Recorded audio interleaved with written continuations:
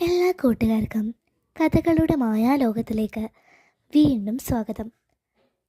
ഇത്തവണ രണ്ടു സ്നേഹിതന്മാർ എന്ന കഥയാണ് വായിക്കാൻ പോകുന്നത്. രണ്ട് സ്നേഹിതന്മാർ, ലിയോ ടോൾസ്റ്റോയ്. രണ്ട് സ്നേഹിതന്മാർ ഒരു കാട്ടിൽ കൂടി നടന്നു പോവുകയായിരുന്നു.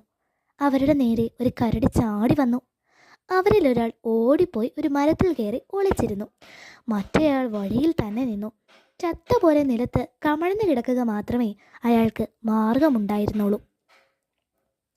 കരടി അടുത്തെത്തിയപ്പോൾ അയാൾ ശ്വാസം പിടിച്ചു കിടന്നു. കരടി അയാളുടെ മുഖം മണത്ത് നോക്കിയിട്ട് അയാൾ മരിച്ചു കിടക്കുകയാണെന്ന് വിചാരിച്ച് തിരിച്ചുപോയി. കരടി പോയി കഴിഞ്ഞപ്പോൾ മരത്തിലിരുന്ന ആൾ താഴെ ഇറങ്ങി വന്നു. അയാൾ ചിരിച്ചുകൊണ്ട് ഇങ്ങനെ ചോദിച്ചു, സ്നേഹിത, ആ കരടി നിന്റെ ചെവിയിൽ എന്താണ് മന്ത്രിച്ചത്? ഓ അതോ, ആപത്ത് വരുമ്പോൾ സ്നേഹിതന്മാരെ ഉപേക്ഷിച്ച് ഓടിപ്പോകുന്നവരെ സൂക്ഷിച്ചു കൊള്ളണമെന്നാണ് കരടി പറഞ്ഞത്.